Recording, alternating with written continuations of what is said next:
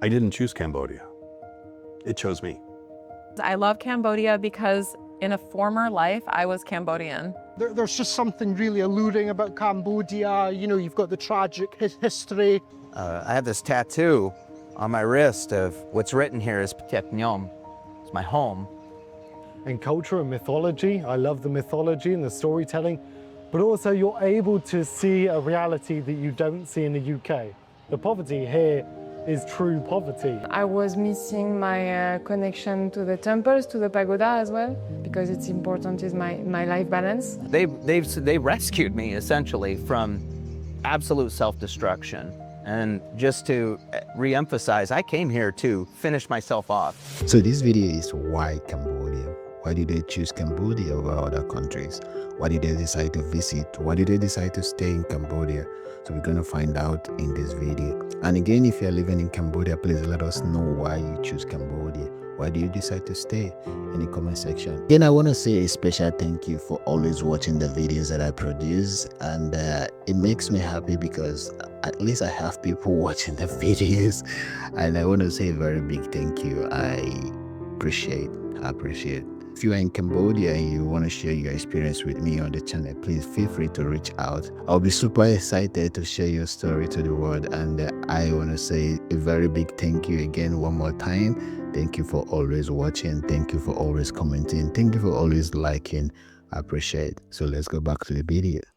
Why Cambodia? Like, any reason behind you wanting to stay in Cambodia, moving to Cambodia, visiting Cambodia? I didn't choose Cambodia. It chose me. It was that simple. Like, I didn't have an option. I came here for a visa run. That was it. My intention was to visit Cambodia occasionally while I was living I was going to stay in Thailand for as long as I could. And then I was looking at Vietnam because I knew I could do 3-month visas at a time and then bounce around. So I was just going to kind of like, bounce around Southeast Asia. I had no intention of settling down at all. Like, I didn't, like, my plan, like when I came over here was like 9 months and then being back in Canada. I had no intentions of staying over here until I came to Cambodia. And it would just, it hit me like on the head like with a sledgehammer. It's like, oh yeah, you're staying here. You're one of us. I'm like, oh, okay, thanks. I felt like I was a caveman. It was like a woman just sitting me like, you're mine. I'm like, okay. I reset your brain. Yeah, my brain did get reset. And then but there's like days where I was like feeling really out of touch with everything. And I just go walk to one of the temples or walk along the riverfront, and wherever I was drawn to was where I needed to be. And that happens to me more times here than not, where I'll be doing something and I'll change my plans, and then I'll be at a place and then I'll meet a person or do a thing. And I'm like, okay, that's what I was doing today. And those epiphany moments that happened like once a year in Canada happened to me like every couple of days here, where it's like, okay, I see what's happening. There's a grander plan at work, and I'm a part of this. I'm just one of the cogs in the wheel, but I see what you're doing, and it's a pretty amazing place once you allow it to affect you. Like, the easiest thing to do is come here and get frustrated because, why do people drive like this? Or why can't I have what I'm looking for? Why can't I just go to a grocery store and get what I want? It's easy to take those frustrations and be here. And it's just even easier to just leave that alone and just go, it's just going to be the way it is. So what? I don't buy French fries today. Big whoop. I'll find them when I need to. It's not going to end it's not the end of the world. Yeah. My favorite mint is no longer available in the stores. Oh, dear God, I'll find another one. Oh, it's not. The shit that we carry back home that's so important to us, when you get away from it, it means nothing. So the important things are dealt with easily here. And that's the important thing for me. Yeah. Why Cambodia? Yeah.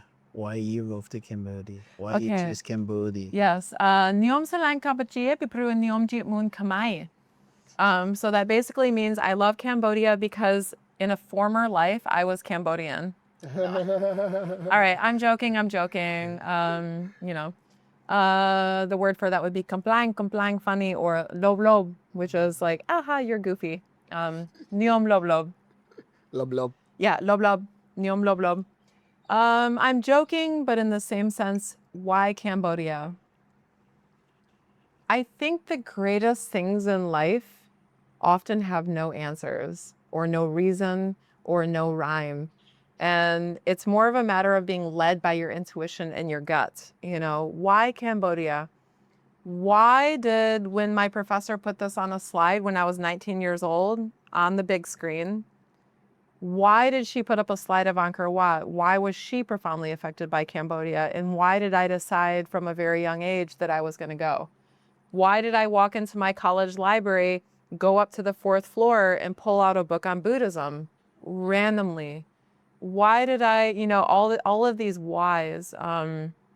All I know is that when I first came to this place, these dusty streets, the scent of the scent of the sky, the smell of this place, the kindness of the people, the sway of the trees, the color of the sky, all of these things combined really stirred something in my poetic soul. I've always been a poet and an artist my whole life growing up.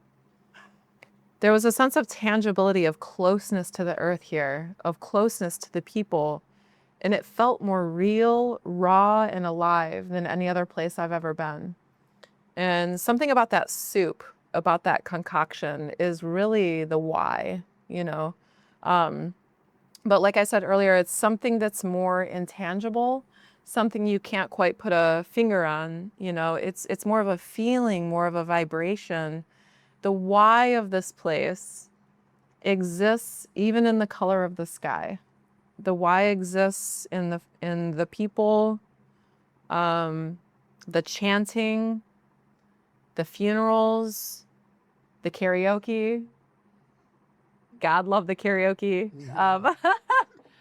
The why is for many reasons, but the why is felt in the happiness, the resonating, the resonance, the fact that when I put my feet on the ground, my feet are bare, you know, the why of no shoes.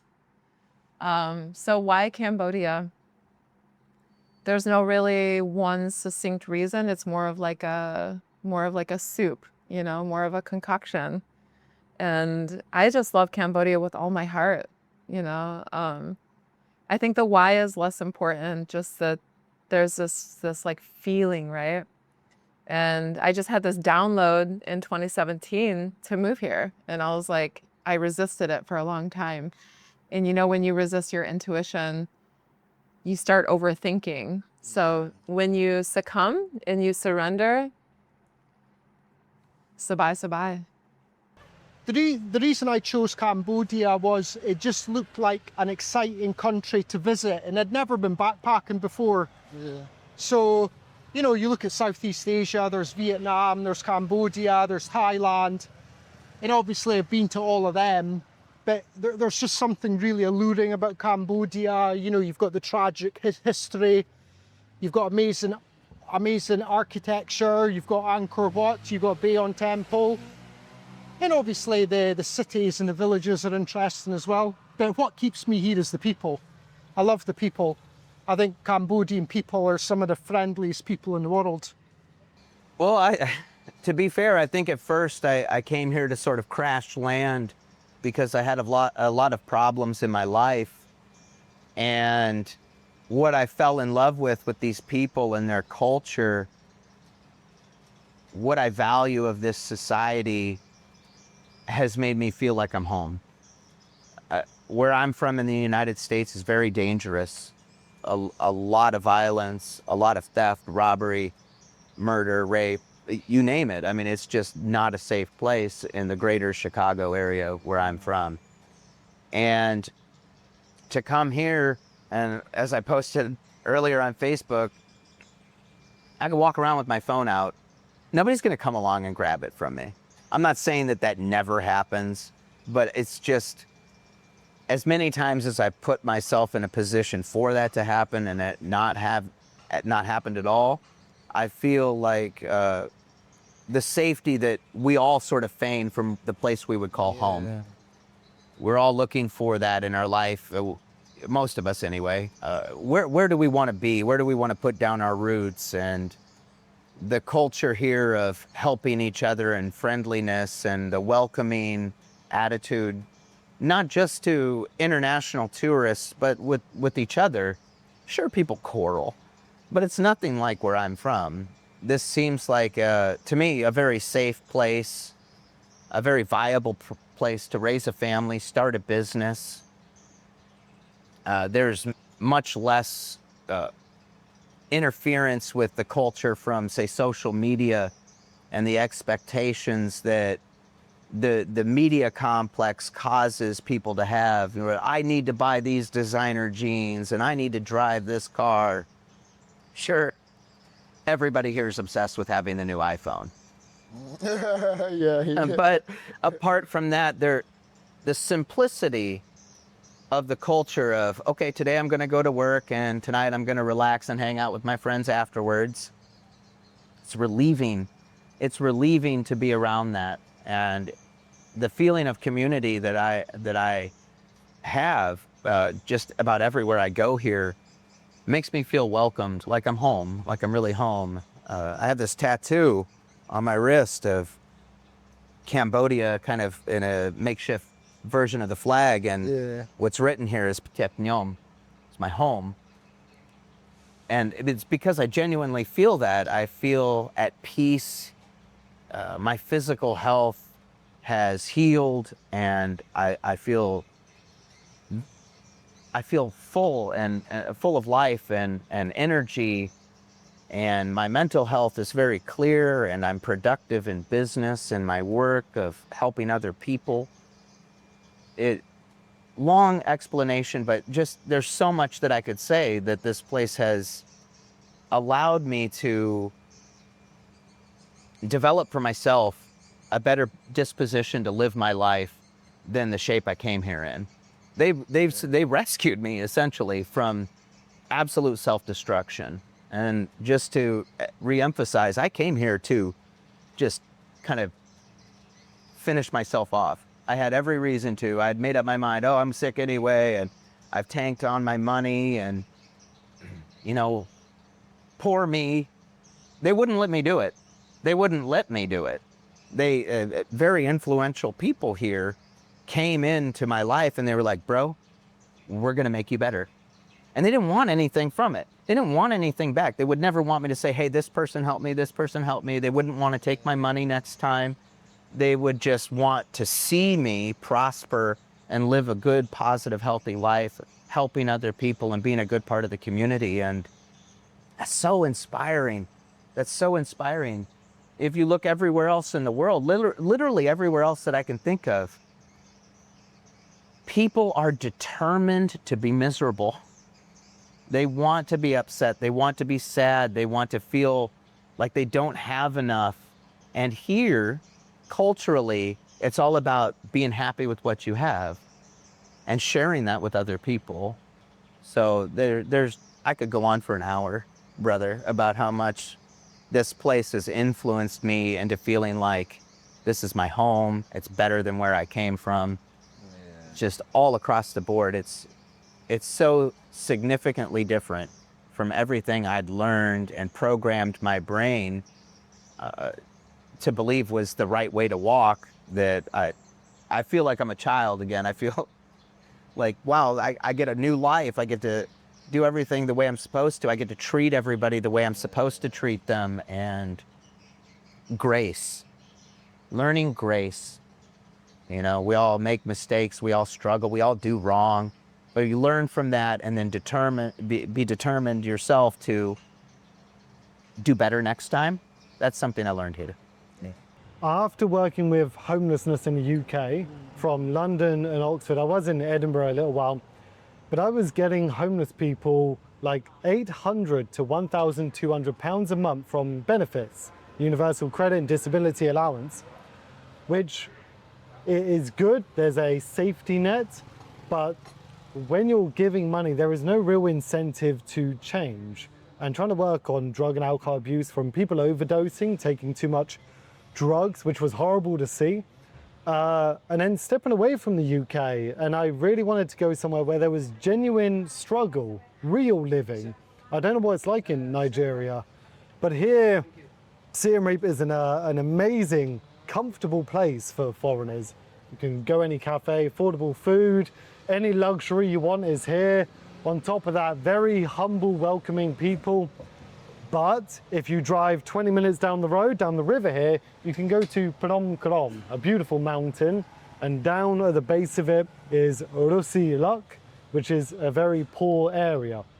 So Siem Reap, because I never came to Asia, was an opportunity to look at Asian architecture and culture and mythology. I love the mythology and the storytelling, but also you're able to see a reality that you don't see in the UK.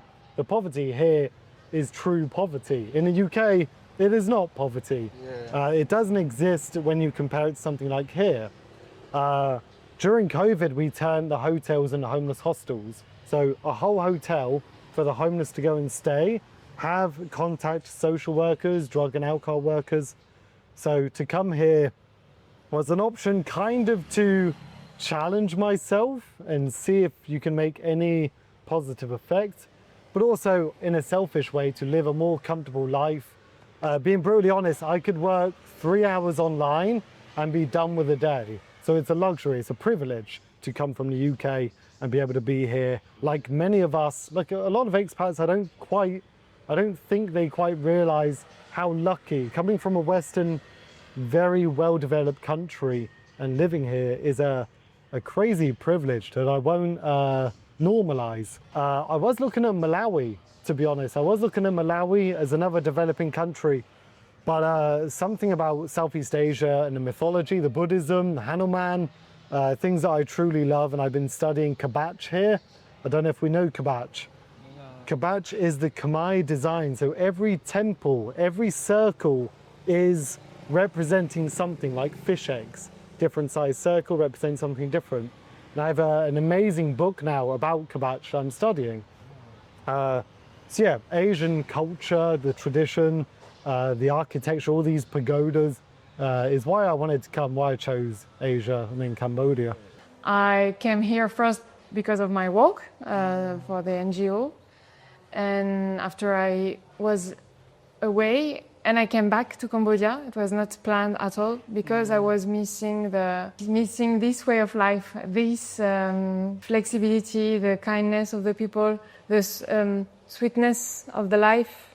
I was missing my connection to the temples, to the pagoda as well, because it's important, is my life balance. To go to the pagoda and the temples. I was excited about teaching yoga here.